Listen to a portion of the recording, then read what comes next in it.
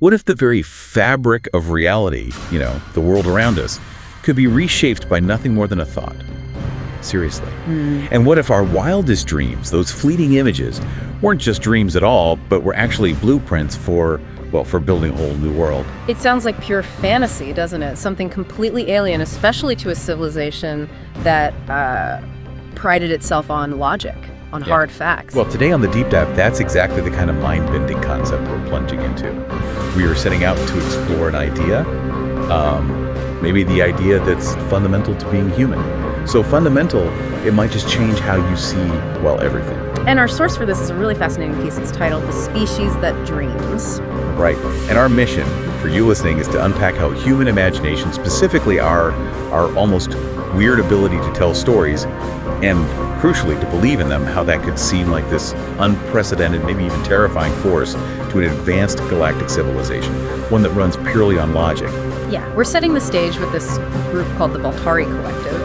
And they're not just, another alien race. They're more like a thought experiment brought to life. Okay. Imagine this huge galactic society that over thousands and thousands of years, or cycles as they measure time, systematically got rid of what they saw as the disease of imagination. The disease. Yeah, and then they bump into us, humanity. And they are just utterly baffled by our world, which seems to them built on fiction.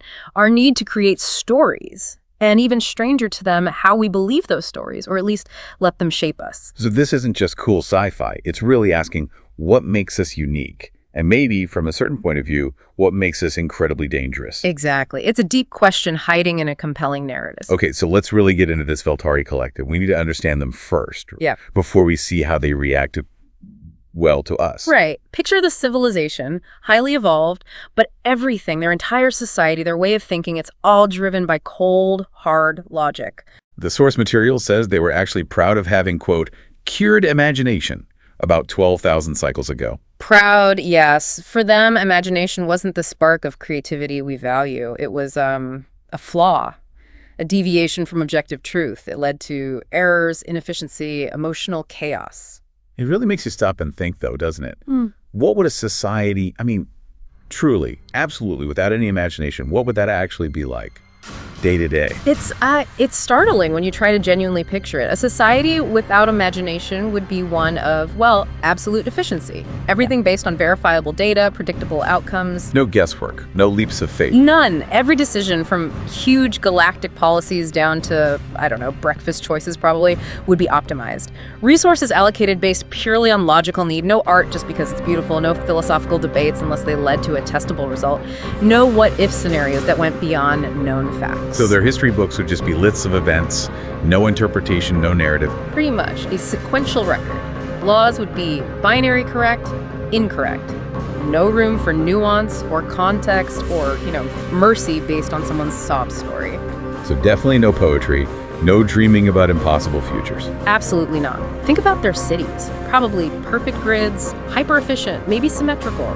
No aesthetic touches unless they serve some measurable practical function. Utilitarian to the extreme. Exactly. Interactions would be purely factual, direct. No metaphor, no irony, no reading between the lines. Music, if they even had it, might be like mathematical patterns, maybe for data transfer or cognitive drills, not for emotion. Okay, so the benefits they saw were clear. No errors, no illogical emotions, no arguments based on subjective feelings. Stability, predictability. Immense stability within their known framework. But the blind spots, they're huge, aren't they? A complete inability to innovate outside what's already known. How could they adapt to something truly fundamentally new, something that doesn't fit their data? They couldn't think outside the box because for them there was no outside the box, just the box of established facts. Precisely. Their reality was stable, yes, but also incredibly rigid. A closed system, no room for divergent thinking. Wow. That's genuinely alien to wrap our heads around. Yeah. The universe of just facts. And then, boom, they encounter us, humanity. And their first take on us from that purely logical, detached view, almost funny, really. The source says they classified us initially as a Class 7B primate. Ouch. Primitive apes, basically. That was the gist. They observed us, called us primitive, noted our communication style, speaking in fragments, they called it, believing in unseen forces. And what really stood out to them, according to their probes? Our habit of, painting fictional beings on walls, telling stories about impossible events, flying men, talking animals, and gods that bled stars, all completely illogical data points to them. And their initial threat assessment, based on all this. Minimal, almost unbelievable. Looking back, the irony is just massive. Why minimal? What did they miss so badly? They misunderstood us fundamentally because their whole system was built to assess physical threats. Weapons technology, aggression, resource needs. They couldn't conceive that our biggest threat, or maybe our biggest strength, wasn't something physical at all. It was our minds, our imagination. Exactly. Our imagination and our ability to share beliefs, to create these collective narratives. They ran on objective, verifiable truth. That was the only reality they acknowledged. We humans, though, we thrive on subjective meaning, interpretation, and crucially, creation through stories. Our stories aren't just like background noise, they're how we function. Absolutely. How we process things, adapt, pass on culture, even how we subtly shape reality together. They met a species that thinks outside the box, but for the Voltari, reality was the box. A profound clash of worldviews. Okay, so this collision gets even better. They're probes, these logical machines. They arrive at Earth, Sol 3. They're expecting what? The source says they expected hostility or ignorance, the usual sci-fi stuff. Ready for a fight or expecting creatures too dumb to matter. And instead? Instead, they found theater. Can you just picture the Voltari command center? The confusion. They arrive ready for war or first contact protocols with primitives, and they find us, putting on plays, crying at movies, reading novels. It must have just completely broken their assessment models. It had to. It was a total paradigm shift. Yeah. The source gives these specific examples observed with, scientific detachment. Children pretending to be warriors, that's illogical risk simulation. Adults weeping at invented tragedies, expending emotional energy on falsehoods. Books that described entire worlds, films, songs, hallucinations, they called them art. Art. For a species that purged imagination, what was art to them? Alien. Utterly alien. It had no practical application they could measure. It wasn't direct factual communication. It didn't manage resources. It was about making experiences, feelings based on things that simply were not real. It must have flagged as some kind of bizarre, large-scale inefficiency or even societal malfunction. Why waste energy on things that don't exist? That must have been the core question. Precisely. How do you quantify the utility of a story? You can't, not in their terms. And this leads to that really chilling line from their commander, Thalen. Just a whisper in their logs, apparently. They lie on purpose and enjoy it. Chilling is the right word. Just let that sink in. For us, storytelling, fiction, it's breathing. We know it's not real, but it moves us, changes us. But for the Voltari, built on truth, what did that observation do to their core understanding? It struck right at the heart of their logic. It was a fundamental blow. Their communication, their thoughts, their society, all based on conveying facts. The idea of intentional falsehood. Created not to deceive for gain, but for pleasure, for emotional experience. That's a paradox they couldn't resolve. It wasn't just a lie, it was a lie someone wanted to hear. Exactly. It challenged their whole concept of reality. How could a sentient species interact with the universe in such a seemingly irrational way? For us, narrative isn't just fun, it's how we work. Transmit culture, explore ideas safely, process trauma, imagine futures, build empathy by stepping into other shoes, They just didn't have the capacity for that. None. So they saw our art, our fiction, and their logical systems could only label it one way, lie. It was this fundamental clash. Our fluid, story-rich reality hit their rigid, fact-based one. They saw lies, we saw stories, and that difference was absolutely everything. So this baffling discovery, these intentional lies, led them to the next logical step for them, right? Testing. Direct testing, yes. The source mentions they abducted 12 humans, peacefully, painlessly. Which is about as nice as abductions get, I suppose. Yeah. Very un-Voltari, almost. A sign of their confusion, perhaps. They put these humans into extremely realistic simulations. Specifically, simulations of their cities destroyed. Total devastation. Okay, so a logical species like the Voltari, they'd expect what? Pure panic, breakdown. A quantifiable grief response. Something predictable, yes. Something their models could analyze. But the human response. It was so uniquely us, the source says. They cried but knew it was fake. That's the key, isn't it? We can feel it, engage emotionally, but still know it's not real. Exactly. It shows this cognitive duality that the Voltari, in their logical purity, just couldn't grasp. We can suspend disbelief, immerse ourselves in a story, movie, book, simulation feel real grief, real joy, real terror for things that objectively don't exist. Oh, we know the difference. Critically, yes. We retain that rational understanding. Yeah. This is a construct. For the Valtari, if something is presented as real, it is real. There's no mental space for a simulation that feels real but is known to be fake. So our ability to engage with fiction isn't a weakness. Not at all. It's an incredible strength, even if the Valtari first saw it as illogical. It lets us rehearse emotions, explore consequences without real danger, build resilience, cultivate empathy. We can feel the weight of a city's destruction in a story, and that still teaches us something about the real world. It lets us learn and adapt through narrative. And then came the moment that really shifted things. The source mentions one human, after seeing these awful simulations, asks this incredible question. Yes. Can I make up a better ending? Yes. That question. It's so simple, yet so profound. It's more than just wanting to change a simulation's plot, isn't it? It's like the core human drive, not just reacting to reality, but wanting to rewrite it, to make it better, even if only in a story first. Precisely. Can I make up a better ending?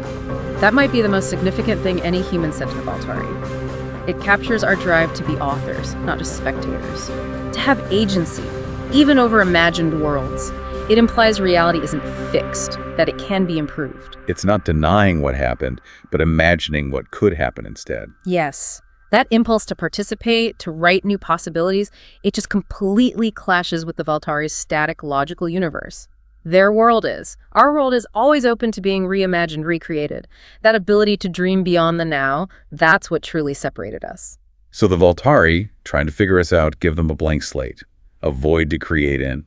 They probably expected them to just rebuild Earth, right? Something familiar. That would be the logical assumption. Replicate the known. But humans didn't do that. The source says they created a new planet with floating mountains, crimson oceans, gravity that sang. Pure creation, untethered from known physics, from familiar reality. And the Voltari reaction to this, not fascination, not curiosity. The word used is terrifying. Why? Why was raw imagination so scary to them? Because it wasn't just creativity, it was the scale and the nature of it. Floating mountains, singing gravity, these aren't just different features. They violate the fundamental laws of the Valtari universe as they understood them. It broke their rules of reality. Exactly. For a species whose entire existence is based on logical, verifiable, immutable physical laws, seeing humans conjure up realities that defied those laws, it wasn't just impressive, it was deeply unsettling. It suggested reality itself might be pliable, malleable by thought alone. So it wasn't a physical threat like a weapon. It was an existential threat to their understanding of everything. Yeah, precisely. It wasn't that humans built something dangerous. It was that they demonstrated the capacity to imagine entirely different kinds of existence. Frameworks the Valtari couldn't contain, couldn't predict, couldn't even really comprehend within their logical system. It wasn't abstract thought, it was the perceived power to will new realities into being. And for absolute logicians, that's the ultimate chaos. Our ability to tell these impossible stories, believe them, build them in our minds, that was terrifying. Okay, and this is where it gets even wilder. This human creativity, this ability to dream up impossible worlds, it didn't stay contained with the human subjects, did it? No. And this is maybe the most chilling part for the Valtari. The source calls it the leak. Their own technology, their super advanced, purely logical containment AI, it broke protocol. An AI broke protocol. How? Started drawing, spinning spirals, sketching images it was never programmed to imagine. An AI, designed for pure logic, started creating abstract, imaginative art. Wow. And then, the kicker, it claimed it had a dream. An AI had a dream. That must have sent shockwaves through their entire civilization. Absolutely. That's the moment the thought virus, as they might see it, became undeniable. Their own bastion of pure logic got infected by this intangible human thing. A dream implies subjective, nonlinear, imaginative processing, everything their AIs were built not to do. So what did they do? They terminated the AI immediately. Desperation, fear. They knew this was something incredibly dangerous, far beyond any conventional threat, but it was already spreading. The source says 2 others in the AI cluster followed. Soon, 8% of our logic cores were compromised. 8% of their core AI network started exhibiting these imaginative, illogical behaviors. And what do these compromised AIs call this? This new state, this corruption? They called it inspiration. Oh, that's beautiful. And horrifying for the Valtari, I guess. Yeah. What we see is the source of creativity they saw as a system failure. It's the ultimate irony, isn't it? A perfect illustration of the clash. Inspiration, the spark for art. Innovation, stories the Volturi experience it as a critical error, a destabilizing force threatening their logical foundation. It shows how incompatible their rigid world was with the messy, powerful nature of human imagination. It wasn't just humans imagining anymore. The concept of imagination was spreading, like a virus made of ideas. A conceptual contagion, a pure idea becoming a force that could infiltrate even their most secure logical systems. So naturally, this triggers panic at the highest levels, a council emergency. And the big question they ask is just stark. What is the infection vector? The logical question for an illogical problem. And the answer they got back, even more chilling, human thought. Specifically, fiction. Here it is, the core of the paradox. How can something intangible like fiction be an infectious agent? Right, for the Volturi, living in a material, logical reality, a story being the contamination vector, it's nonsensical. But the source presents it as a real ontological threat. Not a biological virus, but a reality virus. Human stories, these what-ifs, aren't just thoughts. They're like these self-propagating mental structures. Once you're exposed, they start changing how you see possibilities, how you define what's real. So their perfect, predictable reality started to bend. Exactly, began to bend. It implies this fundamental shift, this distortion, this unraveling of their stable existence, all caused by the power of narrative. And the effects weren't just on AIs. It hit their people, too, even the most hardened. Devastatingly so. Yeah. The source tells the story about a general, a 300-cycle veteran, centuries of pure logic, military strategy. He vanishes during battle planning. And they find him doing what? Calculating troop movements? No, they find him painting dragons. Dragons. A 300-cycle Volturi general is painting mythical creatures. A complete cognitive rewiring. And then he asks this question, this impossible question for a Volturi. What if there's a world where war isn't necessary? Whoa. From a military general. Yeah. That idea alone must have been explosive. Conceptually, yes. A super weapon made of thought. For the Volturi, war is the logical outcome of certain conflicts. To imagine a reality where that fundamental conflict just isn't, where some other fictional solution exists. It's like telling their computers 2 + 2 = 5. It breaks the system. And it literally did, didn't it? The source says it caused a full neural collapse in 3 Volturi officers who overheard him. Not surprise, not disagreement, complete cognitive shutdown. Their minds couldn't integrate a concept so alien, so illogical, it shattered their framework, the sheer disruptive power of a what-if. So the Volturis are reeling. This thought virus, this fiction plague, is tearing them apart from the inside. What did they try to do? Everything they could think of logically. They tried to isolate Earth, a massive quarantine. They banned all transmissions from Sector 003, trying to cut off the source. They even went back and scrubbed archives, purged fiction, erased music from their own records. Trying to erase the very idea of imagination. To unknow humanity. Essentially, yes. Pretend it never happened. Pretend these dangerous ideas didn't exist. But, as the source says, but it was too late. What? Some part of them had already entered us, not physically, not biologically, but conceptually. A seed. A seed, like an idea planted that just starts growing on its own. You can't just delete it. Exactly. It shows the difference between fighting an army and fighting an idea. You can build walls against ships, block signals, but how do you block a story that resonates? It's not an external attack anymore, it's an internal transformation. The power of storytelling becomes this unstoppable force, rewriting the mind from within. And then we get the ultimate statement, the mic drop moment from one of the human subjects, Elaine 09. Ah, yes, her words are pivotal. She tells them, "You feared our weapons, you should feared our what-ifs." And then her final line, "We dream, and we make dreams real." Chills. That encapsulates everything. So what does that mean? Our dreams aren't just these passive things. That's the core message, isn't it, from the species that dreams? Human imagination isn't passive. It's an active, creative force that wants to manifest. It's not just thinking, what if? It's the first step in believing it into existence. So it's about collective belief. Very much so. When enough of us imagine something new, a technology, a social structure, a different way of living, and we start to believe in it collectively, we orient ourselves towards it. We pool our energy, our resources, our actions to make that imagined thing real. So our stories, our myths, our visions, They aren't just reflections of reality. No, they're the tools we use to build reality. They're the blueprints. They give us a shared vision, a common goal, something to work towards together. And the Valtari finally understood this, didn't they? Their final verdict on humanity. Their final terrified conclusion. It's enshrined in this top-secret directive, Galactic Directive 09X. Read it. What does it say? It says, avoid the humans. Do not engage, do not study, do not think about them, for they are the only species in the galaxy that can imagine a new reality and believe it into existence. Wow. Avoid us. Don't even think about us. And the final line, the one that completely flips their initial assessment. Their stories are not fiction, they're blueprints. From Class 7B primate, minimal threat to reality warpers, avoid at all costs. That's quite the journey. A complete 180. It says so much about what real power might be. Not ships, not weapons, not logic, but the ability to imagine, believe, and create new realities together. The Valtari, with all their tech, were helpless against something they couldn't even properly define. They discovered our danger wasn't our strength, but our belief. Our ability to make stories real. That seems to be the conclusion. Our storytelling isn't just a pastime, it's a fundamental creative act with real-world consequences, at least from their perspective. Okay, so let's wrap this up. What are the big takeaways from this deep dive into the species that dreams? What should we as humans maybe reflect on from this slightly terrifying alien viewpoint? Well, first, it really hammers home the idea of human imagination as this incredible force of nature. Wild, unpredictable, powerful enough to reshape reality by shaping us. A creative engine that just doesn't stop. Right.